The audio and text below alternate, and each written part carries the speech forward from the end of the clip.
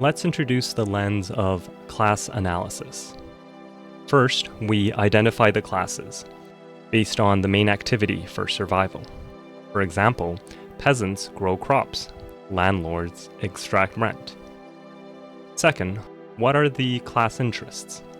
For example, peasants benefit from retaining more of their harvest and paying less rent. How do these interests relate to other classes? For example, landlords benefit from receiving more rent. Thus, there's a class conflict between landlords and peasants. Third, how aware is each class of their class interests? What's their level of class consciousness? This is where abstraction of class relations and conflicts and distractions, especially divide and rule identity politics hiding class, are crucial for maintaining class hierarchy.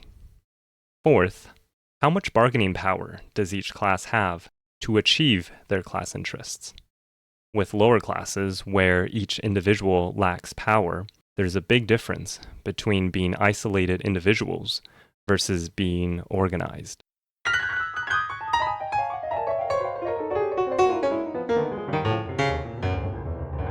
Okay, so that's the general theory. Let's now bring it to life by applying class analysis to Vietnam, pre-French colonialism. I created this class pyramid representing hierarchy of power and relative size. It's frustrating having to piece this together haphazardly from Kalko's 688-page tome. This topic really deserves much clearer definitions and structure, especially from an anthropology lens, which I'll reference in this episode's resources. So first we have the peasantry. Vietnam was a rural society, so the peasantry was the vast majority. Geographically, there was a lack of physical infrastructure, making direct communication and administration more difficult for centralized power.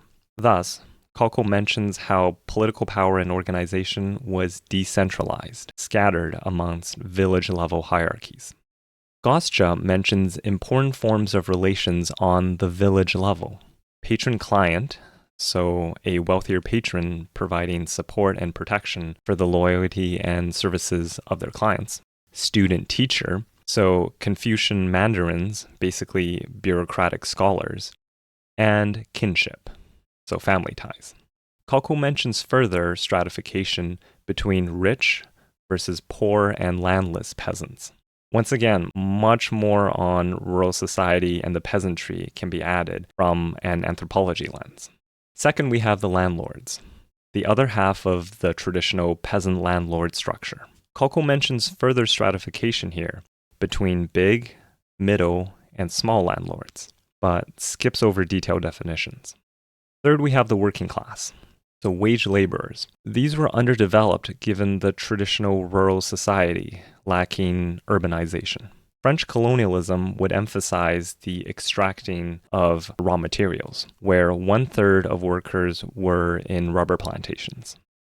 Fourth, the petite bourgeoisie. Kalko lists small traders, craftsmen, and crucially, the intelligentsia. I assume this latter includes the displaced and exiled scholar gentry and students who became the origins of the Vietnamese Communist Party. Goscha highlights the pre-communist anti-colonial organizing relying on the patron-client, student-teacher, and kinship ties in rural Vietnam villages. Fifth, we have the national bourgeoisie, supposedly interested in national economic development. This was underdeveloped once again in Vietnam, even compared to India and China, in part because this was blocked by Chinese-dominated commerce in Vietnam. Sixth, we have traditional dynastic elite and their bureaucracy. The traditional elites aimed for more centralized Confucian rule, but their collaboration with French colonialism eroded their own social legitimacy, their soft power. Those that refused collaboration, the exiled scholar gentry, which I grouped with the petite bourgeoisie's intelligentsia, eventually organized anti-colonial movements.